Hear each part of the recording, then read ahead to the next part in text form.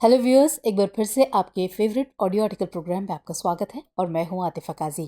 तो आज हमारा चर्चा का मुद्दा है वन नेशन वन इलेक्शन कितना व्यावहारिक। आज का यह आर्टिकल द हिंदू में प्रकाशित लेख what is the debate around one nation one election के सारांश पर आधारित है। इसमें टीम दृष्टि के इनपुट्स भी शामिल है और साथ ही ये सामान्य अध्ययन प्रश्न पत्र 2 के राज्य व्यवस्था खंड से जुड़ा हुआ है।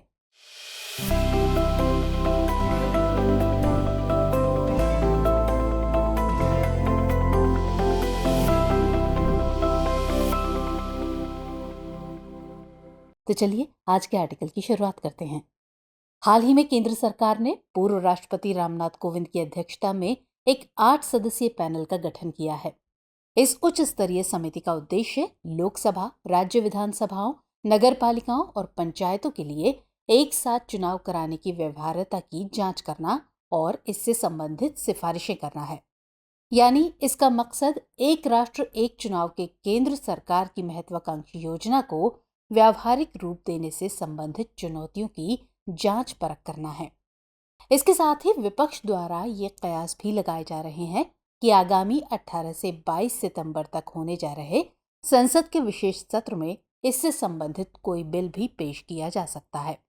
सरकार के इन कदमों से एक बार फिर ये मामला सुर्खियों में है कि क्या एक साथ समूचे राष्ट्र में चुनाव संभव है और इससे संबंधित क्या क्या चुनौतियां आ सकती हैं और इसे धरातल पर उतारने के लिए किन किन कानूनी और संवैधानिक प्रावधानों में संशोधन की आवश्यकता होगी, इसके फायदे क्या हैं और इससे क्या नुकसान होंगे।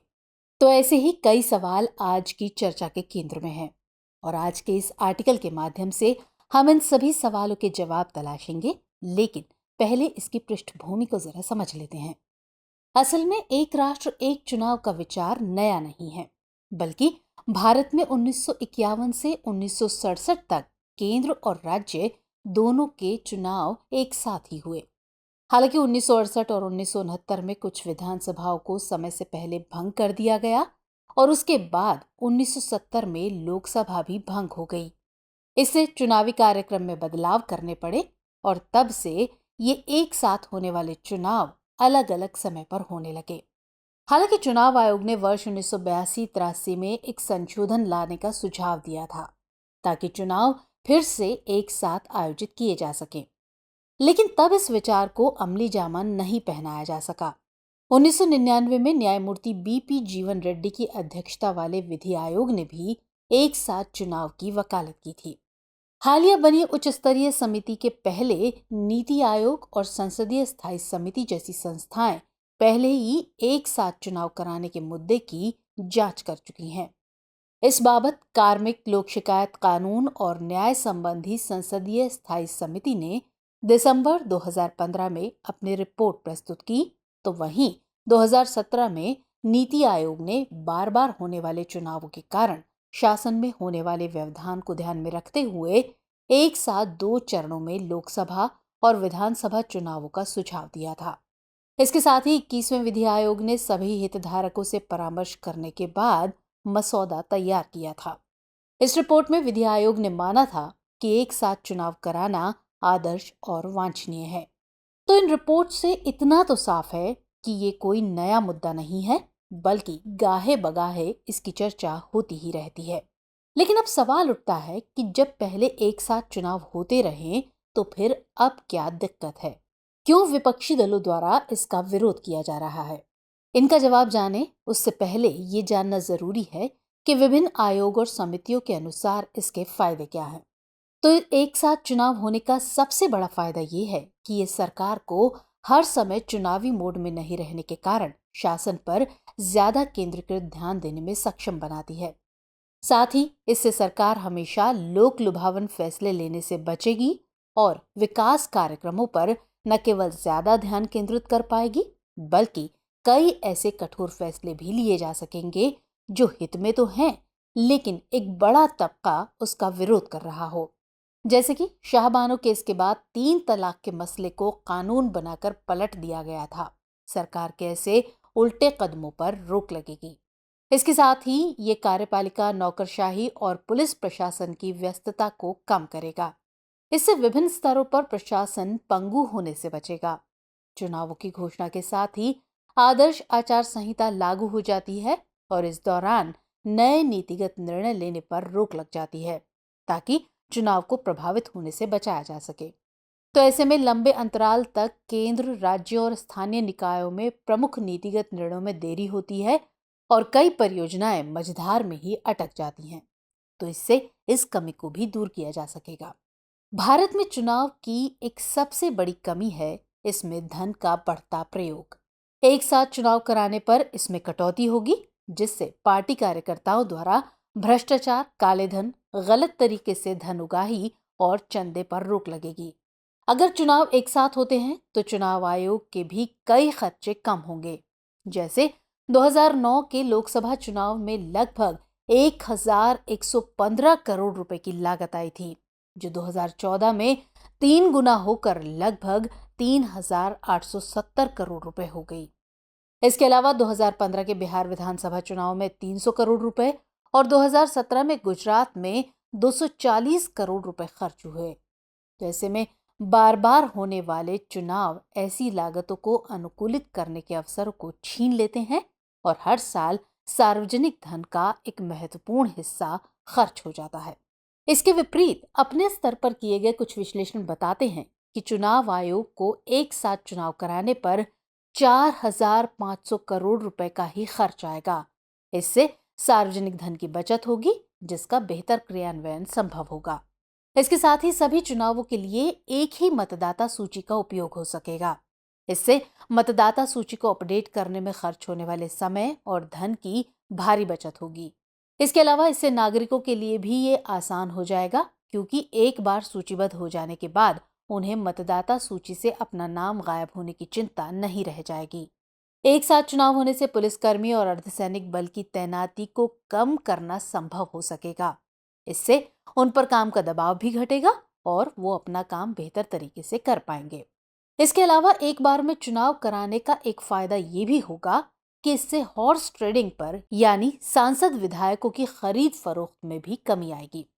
निश्चित अंतराल पर चुनाव कराने से प्रतिनिधियों के लिए व्यक्तिगत लाभ हेतु पार्टियां बदलना या गठबंधन बनाना कठिन हो सकता है। इससे सरकार को भी स्थायित्व मिलेगा और बार बार नीति परिवर्तन की गुंजाइश पर विराम लगेगा। मतदाताओं को लुभाने के लिए बार बार फ्रीबीज की घोषणा पर विराम लगेगा। इससे राज्य की वित्तीय स्थिति में सुधार होगा। विधि आयोग के अनुसार एक साथ चुनाव से मतदान प्रतिशत में भी वृद्धि होगी, क्योंकि लोगों के लिए एक साथ कई मतपत्र डालना अधिक आसान होगा।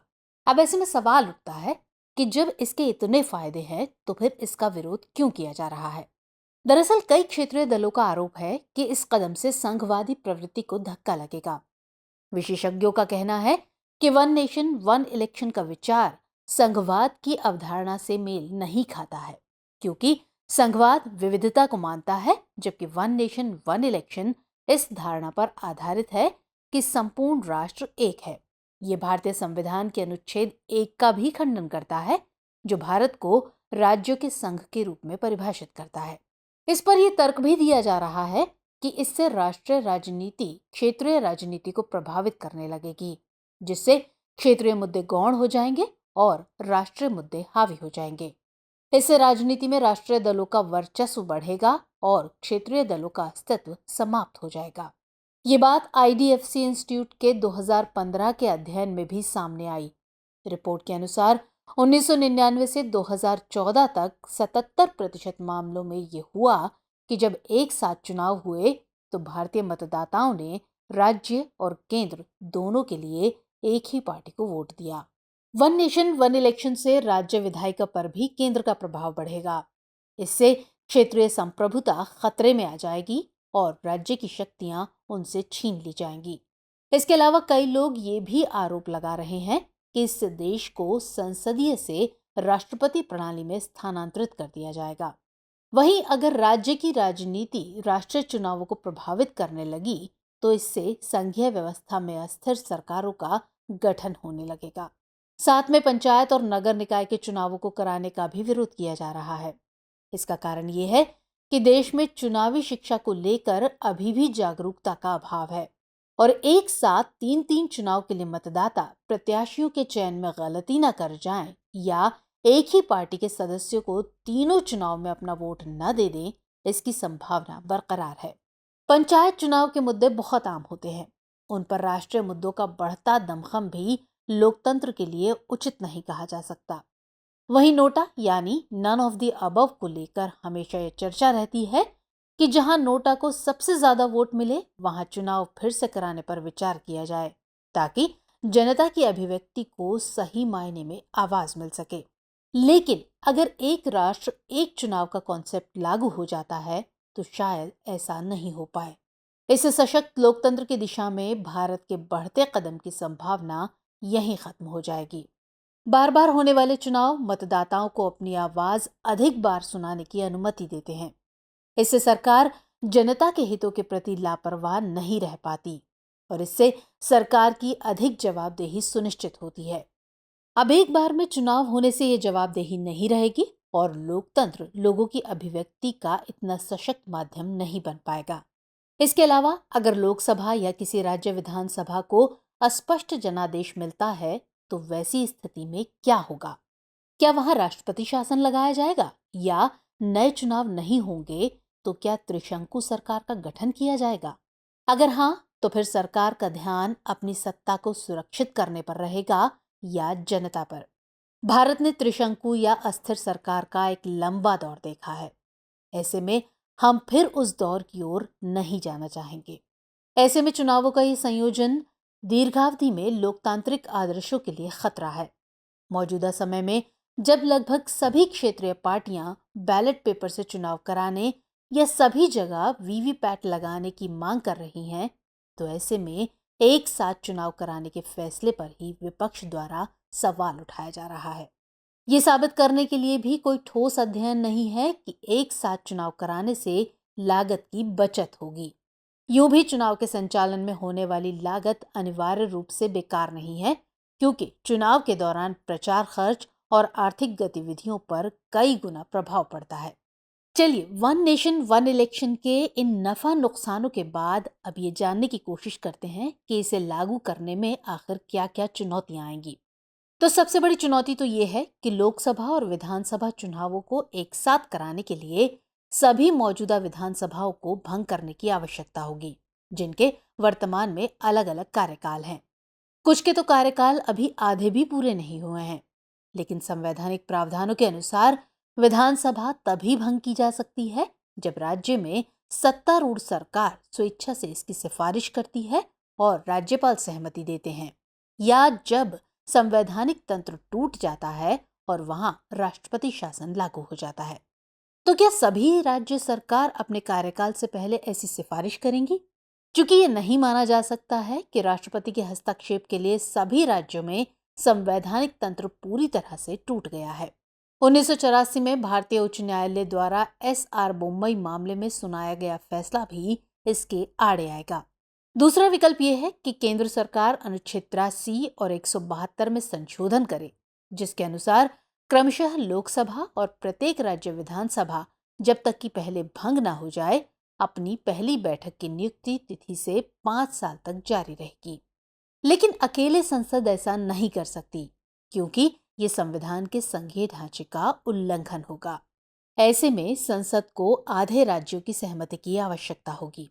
तो कुल मिलाकर इस व्यवस्था को लागू कराने के लिए कम से कम 5 संवैधानिक प्रावधानों यानी अनुच्छेद 83, 85, 172, 174 और अनुच्छेद 356 में संशोधन करने होंगे। इस संबंध में जैसा कि 2018 के विधि आयोग की मसौदा रिपोर्ट ने भी कहा था कि अनुच्छेद 172 और 356 में संशोधन के लिए कम से कम आधे राज्यों के अनुमोदन की आवश्यकता होगी। ऐसे में ये राह मुश्किल नजर आती है।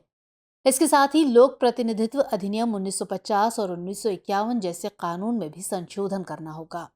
इन सबके इतर एक साथ चुनाव कराने के लिए लगभग 30 लाख इलेक्ट्रॉनिक वोटिंग मशीन्स या ईवीएम और मतदाता सत्यापित पेपर ऑडिट ट्रेल यानी वीवीपैट की व्यवस्था करने की तार्किक चुनौतियां भी सामने होंगी।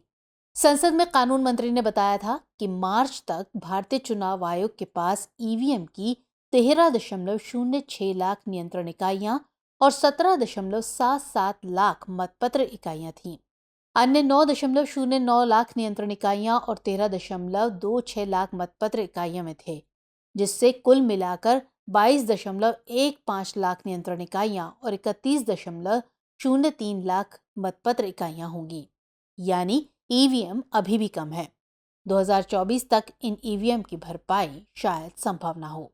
इसके साथ ही कार्मिक लोक शिकायत कानून और न्याय पर संसदीय स्थायी समिति ने अपनी 2015 की रिपोर्ट में कहा था कि भारतीय चुनाव आयोग को एक साथ चुनाव कराने के लिए ईवीएम और वीवीपैट की खरीद के लिए कुल 9,284.15 करोड़ रुपए की जरूरत होगी।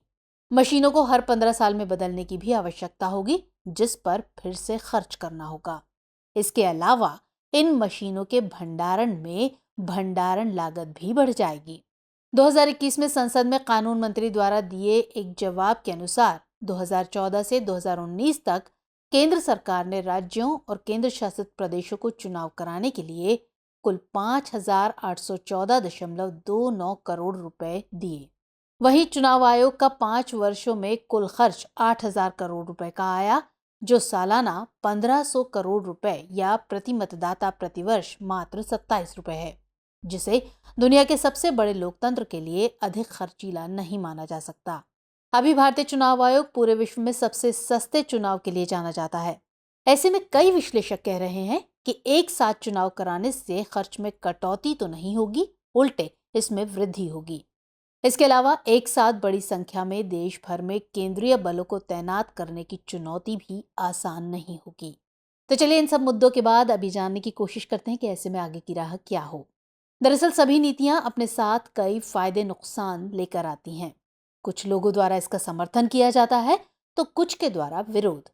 लेकिन सरकार को निर्णय लेने से पहले इस बात का अच्छे से आकलन करने की जरूरत है कि इसके फायदे के बिंदु ज्यादा हों और नुकसान के कम।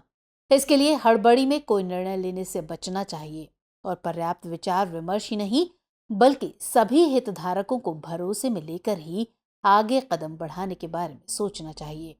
जैसा कि सरकार ने पूर्व राष्ट्रपति की अध्यक्षता में जिस समिति का गठन किया है, उसमें मुख्य विपक्षी पार्टी के प्रतिनिधि को ही नहीं, बल्कि क्षेत्रीय पार्टियों को भी शामिल करने पर विचार किया जा सकता है। अभी जिन राज्यों में विधानसभा का कार्यकाल समाप्त नहीं हुआ है, उनको कैसे संरेखित किया जाए, कैसे एक साथ सबको लाया जाए, इस संबंध में ऐसे प्रयास किए जाने चाहिए ताकि ज्यादा से ज्यादा लोग इसके समर्थन में खड़े हों। ये न केवल सत्ता पक्ष बल्कि विपक्ष को भी ध्यान में रखना होगा। अस्पष्ट जनाधार, त्रिशंकु सदन आदि की स्थिति में एक पर्याप्त नियामक और कानूनी तंत्र बनाने पर विचार किया जा सकता है, जो ऐसी किसी स्थिति से निपटने में सक्षम हो। लेकिन इससे जनाधार को नुकसान ना हो, इसका ध्यान रखना भी जरूरी है। चुनाव को 5 वर्ष के लंबे अंतराल के बदले बीच में 2 बार कराए जाने पर विचार किया जा सकता है, ताकि अगर किसी राज्य की विधानसभा समय से पहले भंग हो जाती है तो अगले चक्र में उस राज्य के लिए पुनः चुनाव कराए जा सकें। इन सबसे इतर मतदाता जागरूकता बढ़ाने पर भी सरकार को जोर देना होगा। लेकिन ये लागू किया जाए कि नहीं, इस फैसले को लेने का अधिकार सरकार पर नहीं बल्कि मतदाताओं पर होना चाहिए। सरकार इसके लिए जनमत संग्रह कराने पर भी विचार कर सकती है, क्योंकि अंततः विश्व के सबसे बड़े लोकतांत्रिक देश भारत में ऐसे अधिकार संविधान द्वारा हम भारत के लोग को सुपुर्द किए गए हैं। तो चलिए अब नोट कर लीजिए आज का सवाल। Bharat one nation one election को अपनाने के लिए तैयार है, इस कथन का परीक्षण कीजिए। तो व्यूअर्स, आज के एपिसोड में इतना ही। हमारा एपिसोड आपको कैसा लगा कमेंट सेक्शन में जरूर बताइएगा। मुलाकात होगी अगले कार्यक्रम में किसी और खास विषय के साथ। तब तक के लिए जय हिंद।